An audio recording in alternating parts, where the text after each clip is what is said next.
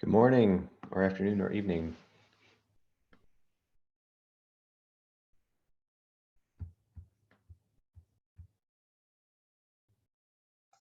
Hey, Jeremy.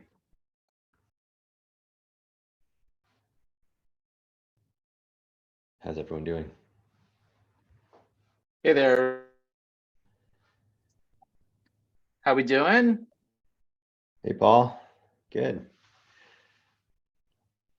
Thought I wasn't going to be able to join today. I got stuck on a black screen.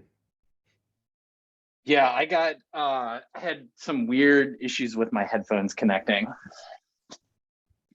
Let's see. All right, well, we can give it a moment and then get started. I hope everybody's having a good Tuesday so far.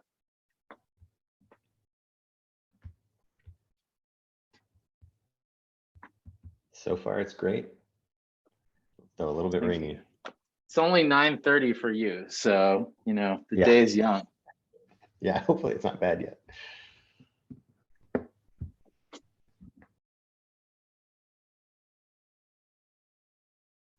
Glad to hear that James's iPad Pro 2.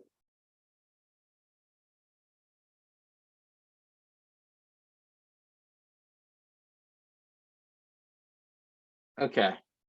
All right, why don't we go ahead and get started? I think there's one topic on the agenda, and it's mine, which is follow up on the discussion that we've been having on archiving KubeFed. I have just recently this morning posted a message to the Kubernetes SIG Multicluster mailing list with the readout from the discussion that Jeremy and I had, and I would say, not to bury the lead, like TLDR, we are currently feeling that archiving the KubeFed repo is our best available option. I'll just go ahead and stop there and, you know, see if there's a need to continue talking about that. Like, because if everybody here has read the email, then I don't imagine that there really is. So let's see if anybody has any questions about that.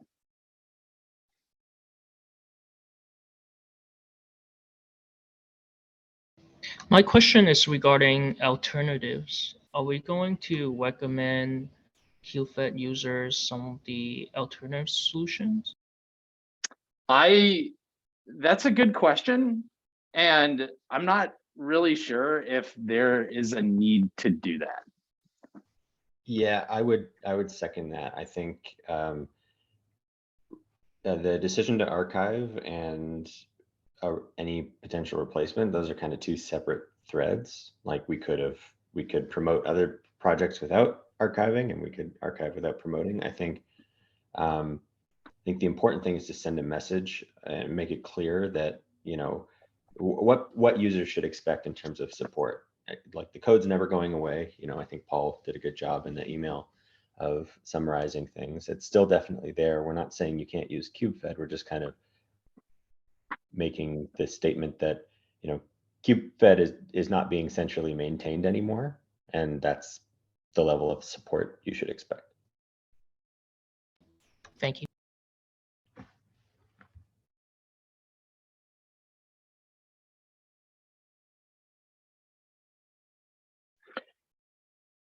Yeah, I'm reading through the comments on the message right now.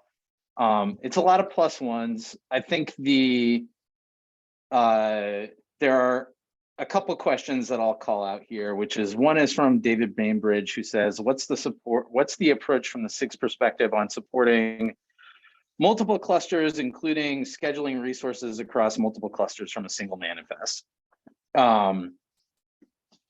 I don't know that I believe that scheduling resources across multiple clusters from a single manifest is necessarily part of the mission of the SIG, in the sense that I don't personally see a need that problem has to be solved.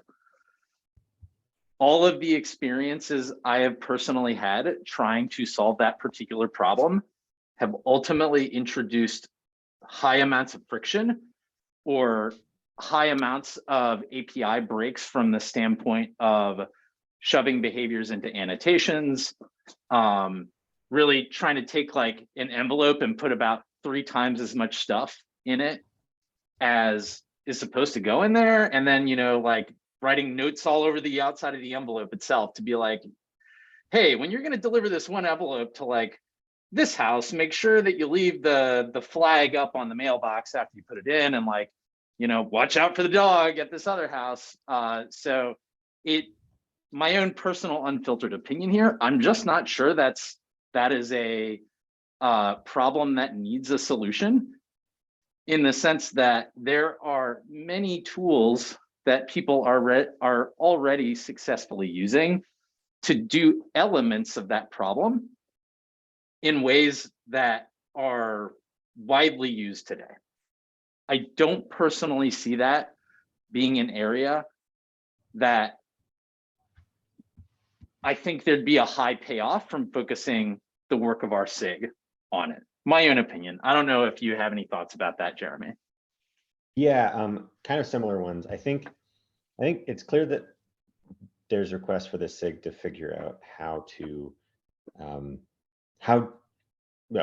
best practices or guidance for how to deploy workloads to multiple clusters.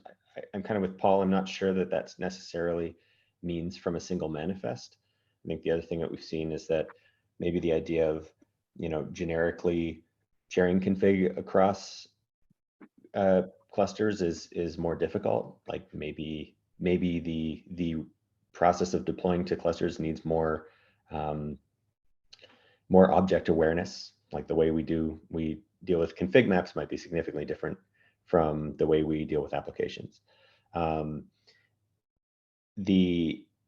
I think this space in general still needs solutions, but I kind of agree that, you know, getting laser focused on specific paths may not be the best way to approach this. And there are a bunch of solutions being developed right now. So I think we probably want to learn from them and see what the remaining gaps are versus trying to just, you know, enforce standards where standards may not be that necessary. Yeah, another thing that I'll just share really quick on that subject is that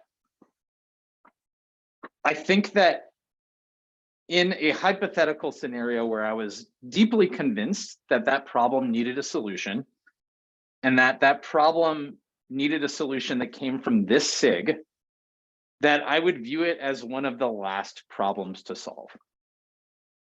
In the sense that if you want to have some technology that solves the problem of having a single manifest that is delivered correctly and localized correctly to an arbitrary number of different Kubernetes clusters, probably what I would want to do is feel like we had more of the problem space of like the actual subproblems that we would be kind of bringing together at that level before we tried to solve that problem of delivering the manifests and differentiating them by cluster, et cetera, et cetera. I don't think that we have enough information to solve that yet. For example, you know, there's any number of subproblems that we might choose to tackle and that we're already tackling that probably hinge or are hinges that, you know, an eventual solution for delivering resources could swing on. For example, cluster ID is pretty easy to imagine that you'd want more certainty on cluster ID as a useful coordinate for addressing differentiations, and maybe want some kind of coordinate for like a zone or a region as well, and have a well understood meaning of what that is. We don't have those yet. So, you know, whether or not I personally think it's something that the SIG should address, in any case, I don't think that we have enough information to do so yet. my own opinion. And I know David isn't here, and like this isn't the end of the discussion. Honestly, I had planned to send that message about a week earlier so folks could have more time to digest and clear their schedules and everything. This isn't the end of the discussion. We'll keep comments open for at least another SIG meeting, I would say. Don't you think, Jeremy? Sorry, I muted. Yeah, yeah. I don't think, given the distributed nature of the SIG and the fact that it's summer, we're definitely going to leave it open for a little bit to kind of gather more feedback, get some more responses. This is the way we're leaning, and I think Paul, you said in the email that after some period the 2 weeks I think makes sense, and then we'll actually give a timeline for archival so that there's room for cleanup and all of that. Yeah, I'll make sure to respond to David about his question that he's raised, so that it's not like, oh, we just talked about that in the SIG and you weren't there. So yeah, I think that's one of the big ones that comes out of the responses so far. There is also the represented, I think from David Oppenheimer, about the question that Mike Ng raised in this meeting about, are we going to give pointers to people? And I think that we can give pointers, but like when I think about making recommendations, it's extremely hard to make a recommendation in a vacuum, because so many people have deployed Kubernetes in so many different ways, not in the sense of like mechanically how they were deployed, but how they're managed and how they're treated and how they're thought of, what semantics are impressed on them, how tenancy is dealt with. I do not think that we have enough information about that to make a responsible recommendation for people. It's really hard to make good but very general advice, right? Like usually the best advice is advice that comes from someone that's familiar with the details of whatever situation they're advising about. So I think we can give pointers, but I'm less interested in giving general advice, because I think it would be very hard to give general advice that's also useful. Just my own opinion is the way that I'm currently leaning. Yeah, I definitely agree with that. And those, I think, are the two things that come out the strongest to me from the 5 or 6 replies that we've had so far. Jeremy, what do you think? Yeah, I agree. Curious if anyone else here has thoughts, if this makes sense. Same.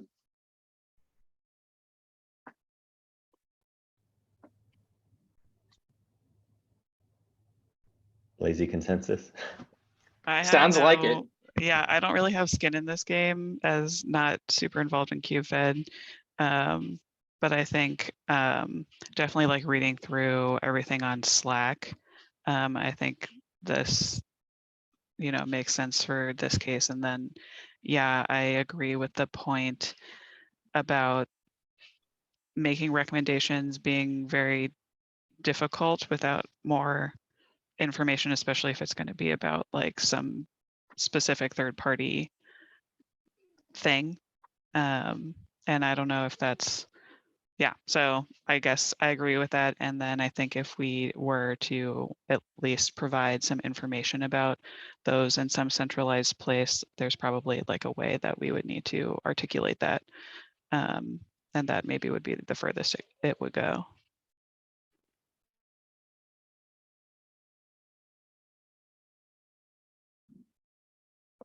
Yeah, I think it will be. So I think what it would look like mechanically if we keep on this direction is that we'll make an announcement on the main Kubernetes mailing list as well as on the SIG mailing list. And that announcement, when it comes, will have a timeline and an accounting of exactly what does it mean, since probably not everybody is familiar with all of the details of what does archiving mean. And archiving sounds a lot like a destructive action when it's really not. So, you know, in terms of like keeping with the values of our community, like transparency and allowing people the ability to plan, I think that's what things would look like. I think there's probably, it would be good to have a tombstone commit go into KubeFed explaining, you know, why it's archived, and maybe, I don't think I'd want to put pointers into that, but I think there, we can at least have a, like a brief accounting of why it's archived, and maybe a link to mailing list discussion around it or something like that.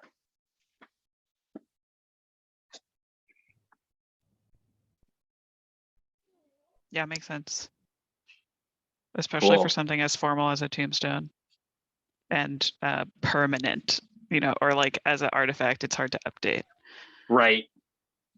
Yeah, I wouldn't want to put pointers in a commit like that and then have the pointers become invalidated. But I'm pretty confident that like a link to the mailing list should be pretty stable. Yeah. And the other thing with pointers, it can be really hard for future readers to differentiate between, like, here's some other projects and we recommend these other projects, right? So, and then we run into the issue of like, we don't know everything that's out there, and we don't want to overlook anyone just because these are some we know about, you know. I think mailing list is a much more informal way to gather that kind of information. Agree. Well, I think that is the end of our agenda for today. If we're talked through on that. Sounds like we should call it. All right. All right. Have a great rest of your day, everybody. Happy Tuesday. Happy Tuesday. And I'll just mention, folks, that I've been making an effort to make sure that we post the recordings as they go. We should be up to date, except for today, which we haven't finished recording yet. I'll make sure this one gets up. Thanks a lot. Thanks, Thanks, all. Paul. See you, everybody.